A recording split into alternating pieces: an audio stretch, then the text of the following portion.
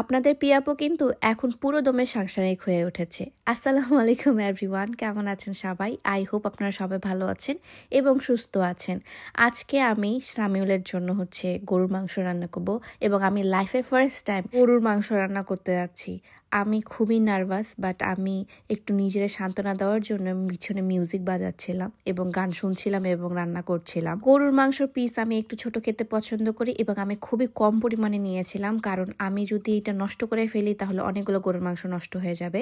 That's why আমি অল্প অল্প করে গরুর মাংস নিচ্ছিলাম। এটা তার আগের দিন স্যামুয়েল এনে রেখে দিয়েছিল যে সে রান্না করবে, বাট আমি চিন্তা করলাম যেহেতু ও কাজ করতে গিয়েছে এবং অনেক অনেক কিছুর পরে এসে আবার রান্না করবে, সো কেননা আমি ট্রাই করি, বাসায় তো সারাদিন বসেই থাকি। মাংস কাটাকাটির দিক থেকে আমি আগে থেকে এক্সপার্ট, কারণ আমি আগে যখন একা বাসায় থাকতাম তখন আমি মুরগির মাংস অনেক কাটতাম, বাট আমি গরুর মাংস কখনো আগে এইভাবে কাটি না, বা গরুর মাংস আমি রান্না করার কোনো রিস্কই নেইনি আগে। বাট এখন একটু রিস্ক নিচ্ছি, কারণ যেহেতু আমি ফ্রি আছি এবং আমার কাছে মনে হচ্ছে এখন আমি অনেক কিছুই চিনি। তারপর আমি খুব সুন্দর করে মশলা দিয়ে এটাকে ম্যারিনেট করতে রেখে দিয়েছিলাম এবং ম্যারিনেশনের সময়ই স্যামুয়েল আমাকে ফোন করে বললো যে চলো তোমার জন্য আমরা আজকে ক্যামেরাটা আনতে যাই।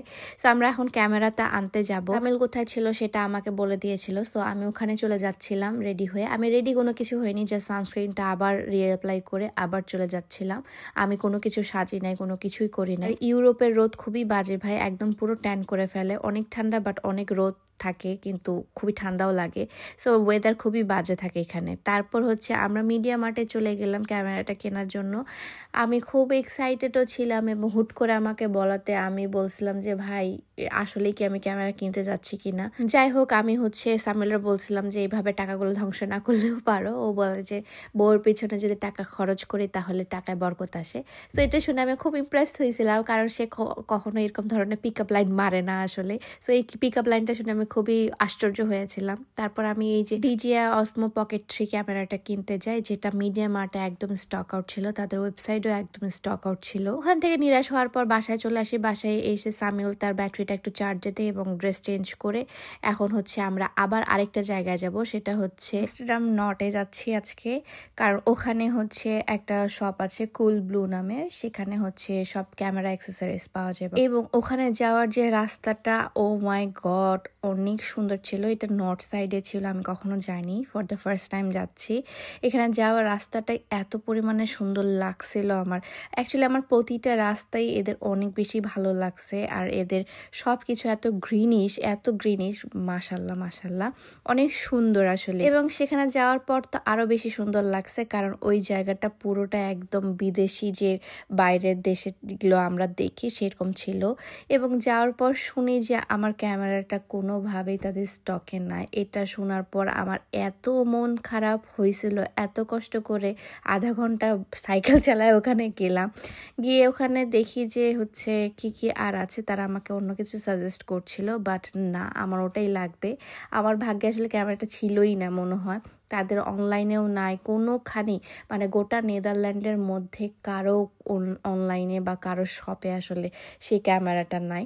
বাট কি করার, যেহেতু আসলে বের হয়ে গেছি এবং খুব ক্ষুধা লেগেছে, তাই একটা রাইস বোল নিয়েছি অনেকগুলো ভেজিটেবলস নিয়ে। আমরা 2 ধরনের আসলে খাবার নিয়েছিলাম, আমি একটা রাইস বোল নিয়েছিলাম, ও অন্য একটা জিনিস নিয়েছিল, আমি আসলে নামটা ভুলে গেছি, এখানে নামটা অন্যরকম বলে। সো আমরা দুইজনেই বলে না যে অনেক ক্ষুধার্ত পেটে খাচ্ছি, কারণ আমরা সকাল থেকে খুবই কম জিনিসপত্র খেয়েছি। খাওয়া শেষ করে বাসায় আরেকটা রাস্তা দিয়ে আসছি, এটা রাস্তা অনেক বেশি সুন্দর। এটা আমি নেক্সট ব্লগে হয়তো বা দেখাবো, এখানে আমি আরেকবার যাব, তখন ব্লগে দেখতে পাবেন। এই রাস্তাটা অনেক বেশি সুন্দর ছিল। তারপর বাসায় এসে যে মাংসটা আমি ম্যারিনেট করে রেখে দিয়েছি, সেই মাংসটা এখন রান্না করব আমি।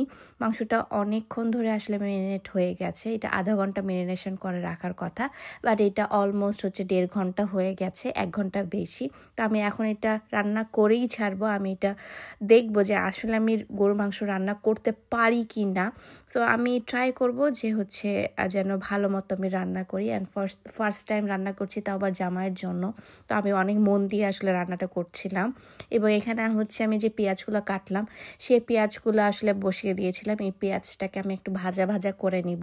দেন সব গোটা মশলাগুলো দিয়ে মানে গরম মশলা যেগুলো সেগুলো দিয়ে হচ্ছে ওখানে আমি বসিয়ে দিয়েছি, মাংসটা দিয়েও দিয়েছি এবং মাংসটাতে এটা কিন্তু জাস্ট নর্মালি আমি দিয়েছি মাত্র, এবং দেওয়ার পরেই হচ্ছে কালারটা আমার কাছে পছন্দ হয়েছে, কারণ এই কালারটাই আসলে এক্স্যাক্টলি আমি আম্মুদের কাছে দেখতাম যে গরুর মাংসের কালারটা আসলে কেমন হয়।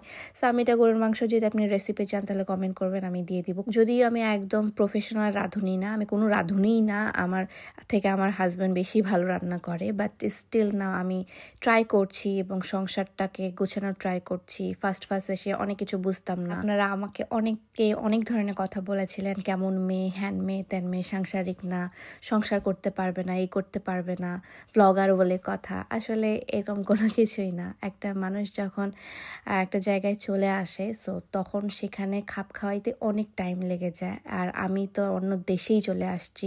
সো এখানে খাপ খাওয়াইতে আমার হাজব্যান্ড আমাকে হেল্প করছিল, নাথিং এলস। আমিও ট্রাই করি, সেও ট্রাই করে যে আমাকে যেন সেই কমফোর্ট জোনটা সে দিতে পারে। এবং এই রিলসটা তো আপনারা দেখেছিলেনই যে সে আমার হাতের গরু মাংসটা খাচ্ছিল এবং সে রিভিউ দিচ্ছিল। আমি জিজ্ঞাসা করছিলাম যে কেমন হয়েছে, ও বলছে অনেক মজা। আর এটা যেহেতু আমি একটু জালটা বেশি দিয়ে দিয়েছি, আমি আসলে বুঝি নাই, কোনো মাপটা একটু বুঝি নাই। সো ফার্স্ট টাইমের মতো হচ্ছে একটু লবণটা বেশি হয়ে গিয়েছিল, বাট সে আমাকে খুব ভালো মতো বোঝাচ্ছিল যে তোমার লবণটা বেশি হয়েছে তো কী হয়েছে, মাংসটা মেইন হচ্ছে মাংসটা সুন্দরভাবে কষানো যেটা তুমি করছো। I really appreciate it. So সে খুব অ্যাপ্রিসিয়েট করছে, আসলে আমার খুব ভালো লাগছে যে সে খুব মজা করে খাচ্ছিল। তারপর আমি তার জন্য একটু কফি বানিয়ে দিই।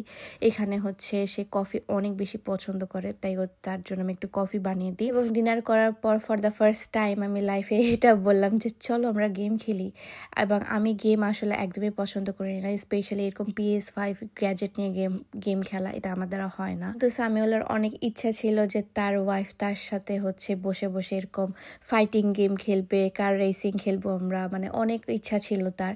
সো আমি তার ইচ্ছার জন্যই আসলে এই জিনিসটা করছি, এবং আসলে কিন্তু মজা আছে। তা যতটা খারাপ আমি ভাবতাম তত না খারাপ না।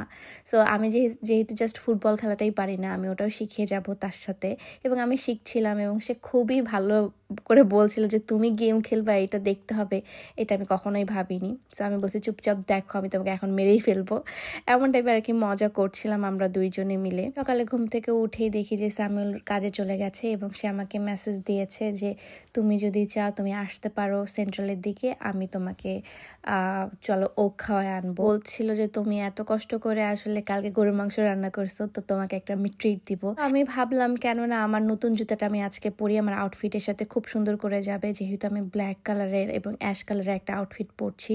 সো এটার সাথে এই জুতাটা অনেক সুন্দরভাবে যাবে। নিউ ব্যালেন্সের এই জুতাটা, এটাও আমাকে সামিউলি কিনে দিয়েছিল, তো আজকে এটা পরবো আমি। দেন আমি বের হয়ে পড়ি। আমি আজকে সেকেন্ড টাইমের মতো হচ্ছে মেট্রো দিয়ে আবার সেন্ট্রালে যাব, কারণ সেন্ট্রালে গেলে আমি একবার গিয়েছি, ওটাও আমি আপনাদের সাথে শেয়ার করেছি। এবং আজকে অনেক পরিমাণে হচ্ছে বাতাস ছিল বাইরে, এবং মেট্রোতে এত সুন্দর একটা কুকুর দেখেছি আমি, মাশাল্লাহ আমার খুব ভালো লেগেছিল, এত সুন্দর করে আমার পাশে তাকাচ্ছিল। সো ওক খেতে গেলাম ওক টু ওয়াকে। আমি ওক টু ওয়াকের ওক খুবই পছন্দ করি এবং তাদের বানানোর স্টাইলটা অন্যরকম, এবং ওদের যে হচ্ছে ইয়াটা থাকে কি বলে, ওই যে স্মোকি যে ভাইবটা থাকে, ওটা আমার খুবই পছন্দ। এবং সামিউল এবং আমি মিলে হচ্ছে এখানে ওক খেতে চলে যাই। দেন আমার জন্য সে ওক নিয়ে আসে। সে অন্য রকমের ওক খেতে পছন্দ করে, বাট আমি অন্য রকমের খেতে পছন্দ করি। তার টেস্ট বার আর আমার টেস্ট বার কিন্তু আসলে অনেক ডিফারেন্ট, বাট আমরা দুইজনই কেমনে মিলে গেছে আল্লাহই জানে, আল্লাহ আমাদেরকে মিলাই ফেলছে। তারপর আমি এখন বসে বসে ওক খাবো, আমার ফেভারিট জিনিস। এবং উদন নুডলসের ওক আমার অনেক পছন্দ। নেদারল্যান্ডে আসার পর যে খাবারটা আমার সবচেয়ে পছন্দের সেটা হচ্ছে ওক। লিটারেলি আমার ওকের ক্রেভিংস হয়, এবং এটা সামিউল খুব ভালো মতো জানে, এবং ও জানে যে আমাকে ওক খাওয়াইলে আমি অনেক বেশি খুশি হব, সেজন্য সে আমাকে ওক ট্রিট দিচ্ছে। তো এইভাবে ঘোরাফেরা করে এখন বাসায় চলে আসি। এখন ঘুমানোর পালা, স্কিন কেয়ার করে এখন ঘুম দিব একটা সুন্দর করে। আজকের ব্লগ ভিডিওটা এই পর্যন্তই। সবাই ভালো থাকবেন, সুস্থ থাকবেন, আল্লাহ হাফেজ। দেখা হচ্ছে নেক্সট ব্লগ ভিডিওতে। বাই।